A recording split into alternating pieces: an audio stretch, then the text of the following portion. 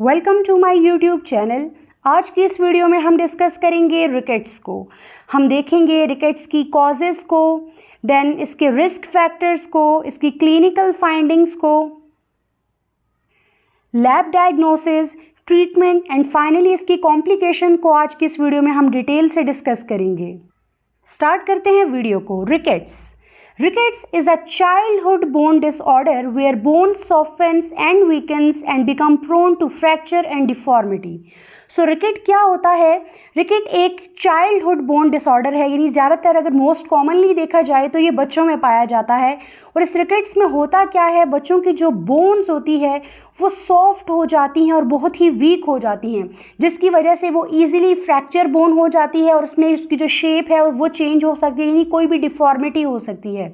सो रिकेट जो है ये मोस्ट कॉमन जो है वो चिल्ड्रन में देखा जाता है who are between 6 and 36 month old. सो जिनकी एज 6 and 36 मंथ में होती है उनमें ज़्यादातर जो है वो रिकेट्स जो है वो देखा जाता है। अब रिकेट्स में होता क्या है? रिकेट के साथ आपने एक और नाम सुना होगा ऑस्टियोमलेशिया का। रिकेट्स एंड ऑस्टियोमलेशिया ये दोनों एक ऐसे डिसऑर्डर हैं जिसमें होता क्या है कि ऑस्टियोइड की डिफेक्टिव मिनरलाइजेशन होती है। सो रिकेट या ऑस्टियोमलेशिया में डिफेक्टिव मिनरलाइजेशन ऑफ ऑस्टियोइड होता है। सो ये जो डिफेक्टिव मिनरलाइजेशन है ऑस्टियोइड की, तो सबसे पहले हम देखते हैं ये ऑस्टियोइड क्या होता है। तो जब हमने बोन पढ़ी थी तो बोन में हमने क्या बात की थी, बोन में जो है वो 3 तरह के सेल्स पाए जाते हैं। ऑस्टियोब्लास्ट हमने देखे थे, ऑस्टियोक्लास्ट हमने पढ़े थे एंड ऑस्टियोसाइट्स को हमने देखा था। सो ये जो ऑस्टियोब्लास्ट सेल होते हैं बोन में, जो कि बोन फॉर्मिंग सेल्स होते हैं, ये अब एक्चुअल में बोन को प्रोड्यूस नहीं कर रहे होते। ये ऑस्टियोब्लास्ट सेल एक प्रोटीन मैट्रिक्स बनाते हैं। ये ऑस्टियोब्लास्ट सेल एक मटेरियल प्रोड्यूस करते हैं, एक प्रोटीन मैट्रिक्स प्रोड्यूस करते हैं और उसी प्रोटीन मैट्रिक्स को कहते हैं ऑस्टियोइड। अब ये जो ऑस्टियोइड ऑस्टियोब्लास्ट सेल्स बनाते हैं, इसकी आगे फर्दर मिनरलाइजेशन होती है by calcium and phosphate. So calcium and phosphate के ज़रिए इस ऑस्टियोइड, ये जो प्रोटीन मिक्सचर है, इसकी होती है मिनरलाइजेशन। इसकी मिनरलाइजेशन से देन फाइनली क्या चीज़ प्रोड्यूस होती है? बोन प्रोड्यूस होती है। सो इस तरीके से अगर किसी भी वजह से ये जो मिनरलाइजेशन जो है इसमें अगर डिफेक्ट आ जाता है, ऑस्टियोइड की अगर मिनरलाइजेशन नहीं होती, तो उसकी वजह से जो डिजीज़ जो आपको होती है, जो डिसऑर्डर आपको होता है, वो है रिकेट्स। सो रिकेट्स की कॉजेज़ की बात करते हैं। सो सबसे पहले जो मोस्ट कॉमन काज होती है रिकेट की, वो होती है lack of vitamin D. The most common cause of ricket is vitamin D deficiency, which is essential for strong and healthy bone development. So जैसा कि हम जानते हैं कि जो विटामिन डी होता है वो हमारे जो बोन है उनकी डेवलपमेंट के लिए बहुत ही ज़रूरी होता है। सो अगर विटामिन डी की कमी हो जाती है तो उसकी वजह से क्या हो सकता है? रिकेट्स हो सकता है। इसके अलावा जो विटामिन डी होता है वो किस में हेल्प करता है? Help to absorb calcium and phosphorus from food. So ये विटामिन डी क्या करता है कि जो हमारे फूड में जो कैल्शियम एंड फॉस्फोरस होता है उसको एब्जॉर्ब करवाता है। कहाँ पर? हमारी बोन्स में एब्जॉर्ब करवाता है। इसी वजह से जो हमारी बोन है उनमें स्ट्रेंथ स्ट्रॉन्ग होती हैं। अब अगर विटामिन डी की कमी हो जाए, विटामिन डी की किसी भी वजह से डेफिशिएंसी हो जाए, तो उसकी वजह से क्या होगा कि कैल्शियम एंड फॉस्फोरस जो हैं वो बोन में एब्जॉर्ब नहीं हो पाएंगे, जिसकी वजह से बोन क्या हो जाएगी? सॉफ्ट और वीक हो जाएगी और वो इजीली जो है उसके अंदर फ्रैक्चर हो सकता है। अब विटामिन डी जो है वो हमें किस किस चीज़ से मिलता है? सबसे पहले है सनलाइट, स्पेशली जो उसमें अल्ट्रा वायलेट जो लाइट है। तो जो हमारी स्किन है वो क्या प्रोड्यूस करती है? विटामिन डी को प्रोड्यूस करती है जब हमारी स्किन का एक्सपोजर होता है सनलाइट से। तो जब भी हमारी स्किन सनलाइट से एक्सपोज होती है तो वो क्या प्रोड्यूस करती है? Vitamin D. और जो मोस्ट ऑफ ओवर हमारी जो विटामिन डी है वो हम इसी तरीके से लेते हैं। So sunlight, specially ultraviolet light, the skin produces vitamin D when exposed to sunlight and we get most of our vitamin D this way. इसके अलावा वो बच्चे जो कि बहुत कम टाइम जो है वो सूरज में जाते हैं, ठीक है, आउटडोर बहुत कम टाइम जाते हैं, या फिर जो लोग सनस्क्रीन यानी सन ब्लॉक्स को यूज़ करते हैं, तो इनकी वजह से क्या होता है, ये जो रेज होती हैं ये ब्लॉक हो जाती हैं, आपकी स्किन में नहीं जा पाती, तो इसकी वजह से भी जो है विटामिन डी प्रोड्यूस नहीं होता और आपको रिकेट्स हो सकता है। So children who spend fewer time outdoor or who uses sunscreen which block the rays that triggers the skin production is more likely to develop rickets. एक तो ये सनलाइट है जिससे हम लोग विटामिन डी जो है वो ले सकते हैं। सेकंड है फूड। सो जो हम लोग फूड लेते हैं लाइक चीज़ हो गया, मिल्क हो गया, एग, फिश, योगर्ट, इन सब में क्या प्रेजेंट होता है? विटामिन डी प्रेजेंट होता है। सो अगर आपकी डाइट अच्छी नहीं है, ठीक है, मैल एब्जॉर्प्शन हो गई है आप लोगों को, या आप लोग सही से डाइट नहीं ले रहे, तो उससे भी क्या हो सकता है, जो है विटामिन डी की डेफिशिएंसी हो सकती है और रिकेट्स हो सकता है। नेक्स्ट कॉज अगर हम देखें तो अगर मैटरनल विटामिन डी डेफिशिएंसी है, यानी अगर मदर के अंदर विटामिन डी की डेफिशिएंसी है ड्यूरिंग प्रेगनेंसी, तो क्या होगा कि बच्चे को भी आगे से रिकेट्स होने के चांसेस हैं, और उस रिकेट्स को हम जो बच्चे को होगा उसे हम कहते हैं कॉन्जेनिटल रिकेट्स। अब ये किस वजह से होता है? This is due to a vitamin D deficiency in the mother blood which the baby shares. So जो बेबी को अब ब्लड मिल रहा है उसमें क्या है? विटामिन डी की कमी है। तो अब जो बच्चा है, जो ग्रो हो रहा है, जो बच्चा है, उसमें भी क्या होगा? कॉन्जेनिटल रिकेट्स हो सकता है। अदर जो मैटरनल डिजीजेज हैं जो कि कॉन्जेनिटल रिकेट्स कॉज कर सकती हैं वो है अनट्रीटेड सीलिएक डिजीज़। अगर किसी पेशेंट को सीवियर ऑस्टियोमलेशिया है, इन जो एडल्ट में जो रिकेट्स, एडल्ट में जो विटामिन डी की डेफिशिएंसी की वजह से जो होता है उसे ऑस्टियोमलेशिया कहा जाता है, which is the adult form of rickets. इसके अलावा मैल एब्जॉर्प्शन की वजह से अगर विटामिन डी जो है वो बॉडी के अंदर एब्जॉर्ब नहीं हो पा रहा, तो इनकी वजह से भी क्या हो सकता है? कॉन्जेनिटल रिकेट्स हो सकता है। यानी कि मदर से जो है वो बेबी की तरफ जो ब्लड जाएगा उसमें विटामिन जो डी है उसकी कमी है, तो इसकी वजह से क्या होगा? जो बेबी होगा उसको कॉन्जेनिटल रिकेट्स हो सकते हैं। नेक्स्ट कॉज हो सकती है जेनेटिक फैक्टर। सो जेनेटिक फैक्टर कुछ ऐसे जेनेटिक डिसऑर्डर हैं जिसकी वजह से जो बोन होती हैं वो क्या हो जाती हैं? सॉफ्ट हो जाती हैं इन्फेंट्स में। इसमें से एक जेनेटिक जो फैक्टर या जेनेटिक डिसऑर्डर है वो है हाइपोफॉस्फेटीमिया। सो हाइपोफॉस्फेटीमिया एक जेनेटिक डिसऑर्डर है, ये एक बहुत रेयर जेनेटिक डिसऑर्डर है। इसमें क्या होता है कि जो बोन है और टीथ है इनकी एबनॉर्मल डेवलपमेंट होती है। So hypophosphataemia is a rare genetic disorder that causes abnormal development of bone and teeth.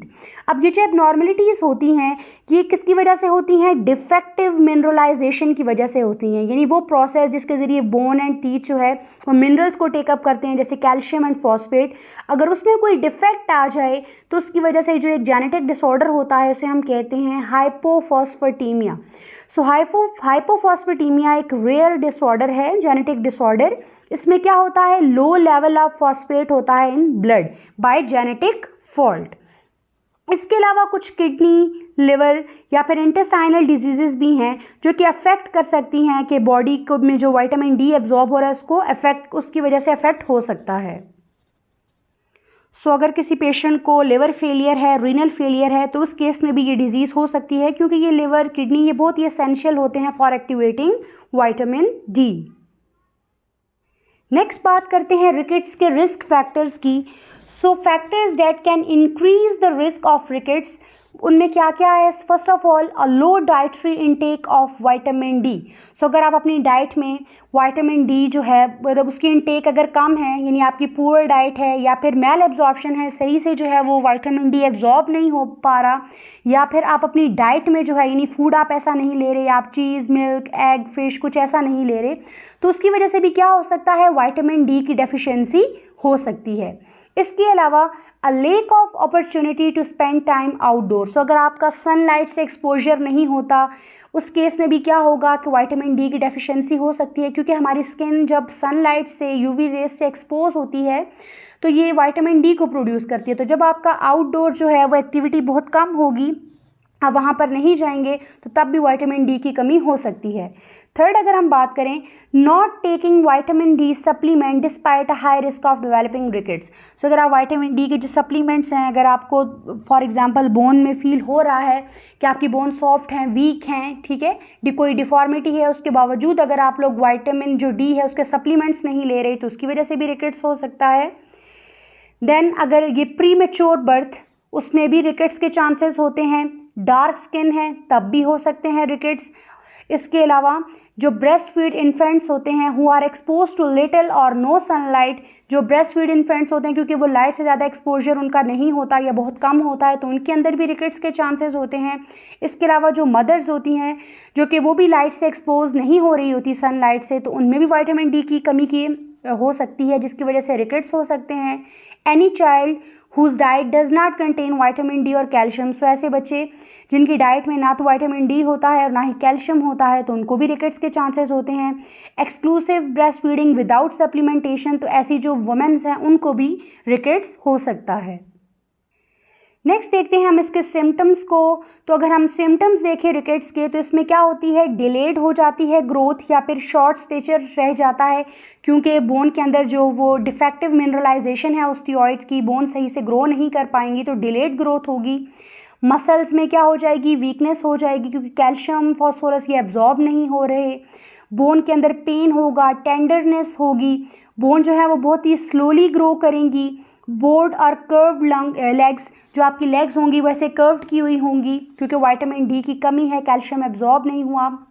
इसके अलावा bone that are soft and break easily, bones जो होंगी वो इजीली ब्रेक हो जाएंगी।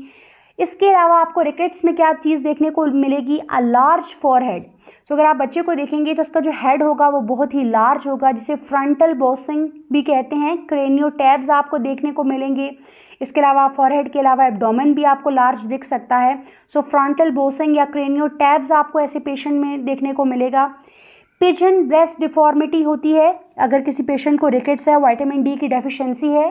पिजन ब्रेस्ट डिफॉर्मिटी में क्या होता है कि इनवर्ड बेंडिंग हो जाती है रिब्स की, रिब्स ऐसे अंदर की तरफ बेंड हो जाती हैं और ये जो स्टर्नम है इसके एंटीरियर क्या हो जाती है, प्रोट्रूजन हो जाती है। एक अनयूजुअल सी शेप हो जाती है रिब्स और स्टर्नम की यानी ब्रेस्ट बोन की। इसके अलावा अगर किसी भी पेशेंट को रिकेट्स है तो उसके जो ये जॉइंट्स हैं ये बहुत ही वाइड हो जाएंगे, स्पेशली जो एल्बो और रिस्ट के जो जॉइंट्स होंगे।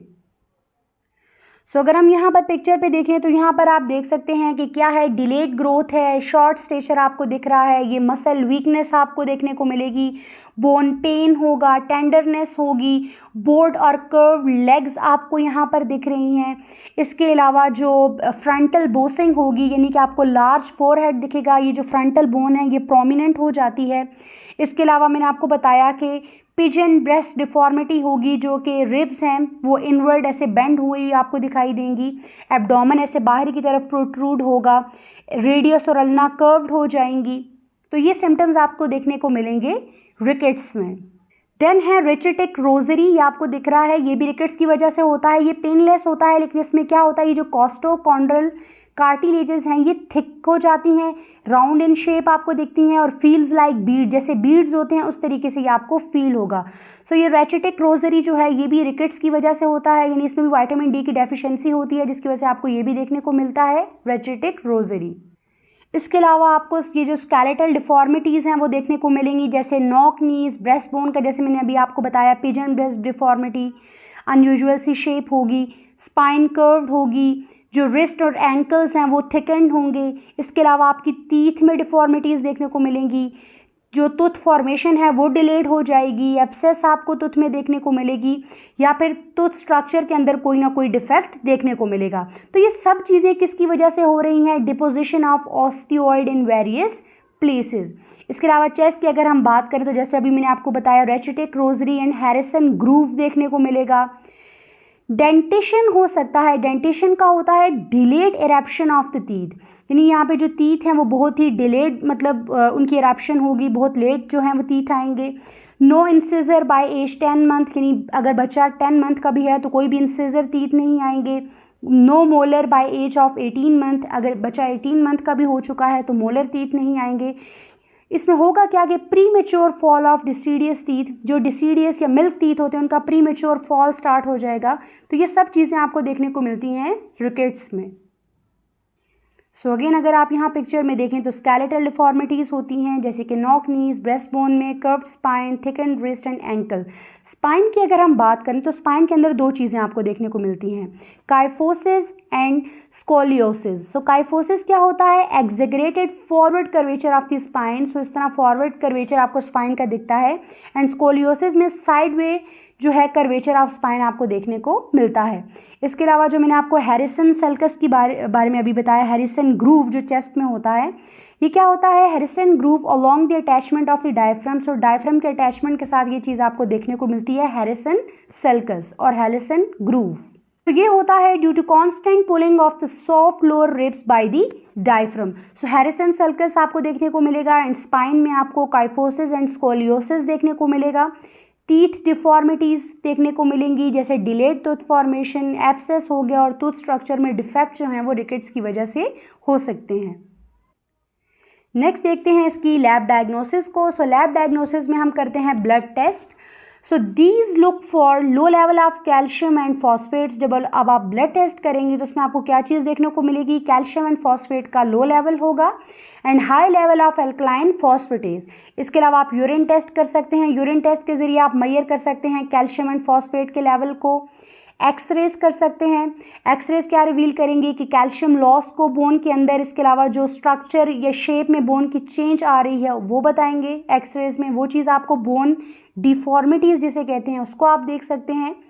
And arterial blood gas test कर सकते हैं एसिडिटी ऑफ ब्लड को चेक करने के लिए। देन आप बोन बायोप्सी भी कर सकते हैं रिकेट्स को कंफर्म करने के लिए, लेकिन ये बहुत ही रेयरली यूज़ होती है। इसके अलावा जो डॉक्टर है वो फिज़िकल एग्जामिनेशन कर सकता है कि वो जेंटली प्रेस कर सकता है चाइल्ड की बोन को ताकि वो डिफॉर्मिटी को चेक कर सके। इसके अलावा डॉक्टर जो है वो सबसे ज़्यादा जो क्लोज अटेंशन मतलब जिसको चेक करेगा चाइल्ड में, वो उसकी स्कल है, लेग्स, चेस्ट, रिस्ट और एंकल्स हैं। सो एक्सरेज फाइंडिंग में क्या चीज़ देखने को मिलेगी, फ्रेइंग यानी indistinct margin of the metaphysis, जैसा कि आपको इस डायग्राम में दिख रहा है। स्प्लेइंग हो सकती है यानी वाइडनिंग ऑफ मेटाफाइजियल एंड, ये जो आपको मेटाफाइजियल एंड दिख रहे हैं ये कैसे हैं, वाइड हैं। कपिंग देखने को मिल सकती है यानी कनकैविटी ऑफ द मेटाफाइसिस। सो ये तीन चीज़ें आपको एक्सरेज फाइंडिंग के अंदर मिलेंगी। सो नेक्स्ट बात करते हैं ट्रीटमेंट की। The aim of treatment is to replace the missing vitamin और minerals in the body which will eliminate most of the symptom associated with ricket. So इसकी ट्रीटमेंट आप कैसे कर सकते हैं कि जो वाइटामिन जो है जो मिसिंग है लाइक वाइटामिन डी, तो आप वो उसके सप्लीमेंट्स दे सकते हैं या फिर वो मिनरल दे सकते हैं कैल्शियम, फॉस्फोरस, तो उससे आप बहुत सारे सिम्टम्स को ट्रीट कर सकते हैं। So treatment will aim to maximise the individual intake of the calcium, phosphate and vitamin D. So treatment के ज़रिए क्या होगा कि जब आप विटामिन डी लेंगे उससे अच्छी तरीके से कैल्शियम एंड फॉस्फेट जो है वो बोन में एब्जॉर्ब होगी, तो जो सिम्टम्स हैं वो डिसअपीयर हो जाएंगे, ट्रीट हो जाएंगे। Depending on the underlying cause the doctor will usually prescribe vitamin D supplements. ज़्यादातर जो है ये वो रिकेट्स जो है विटामिन डी की डेफिशिएंसी की वजह से होता है, तो इस वजह से क्या होता है कि विटामिन डी के सप्लीमेंट्स दिए जाते हैं। For children with vitamin D deficiency the doctor may suggest increase exposure to sunlight as well as consuming food products high in vitamin D. So अगर कोई बच्चा है अगर उसमें विटामिन डी की डेफिशिएंसी है तो डॉक्टर ये सजेस्ट करते हैं कि उसका सनलाइट से एक्सपोजर हो, वो फूड ऐसा ले जिसमें विटामिन डी हो, जैसे फिश, मिल्क और एग हो गया। अगर जेनेटिक डिसऑर्डर है, जैसे मैंने अभी आपको बताया कि हाइपोफॉस्फेटीमिया हो गया है, तो उसमें कॉम्बिनेशन दी जाती है फॉस्फेट सप्लीमेंट्स की और कुछ high level of special form of vitamin D ये दिए जाते हैं कॉम्बिनेशन में। अगर स्केलेटल डिफॉर्मिटीज़ हैं बच्चे के अंदर तो उसमें फिर स्पेशल ब्रेसिंग दी जाती है जो कि उसकी बोन की पोजीशन को करेक्टली रखती है ताकि वो सही से ग्रो हो सके। और अगर सीवियर केसेस हैं देन फिर वो जो करेक्टिव थेरेपी है या सर्जरी है फिर की जाती है। सो लास्ट में बात करते हैं कॉम्प्लिकेशंस की।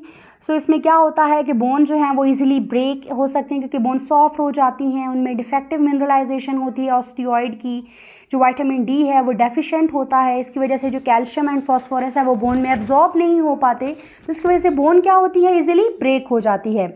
या फिर कोई परमानेंट बोन इरेगुलरिटीज़ हो जाती हैं, इसकी वजह से हार्ट प्रॉब्लम हो सकती है, सीजर्स हो सकते हैं, pneumonia, obstructive labour and life long disability भी हो सकती है।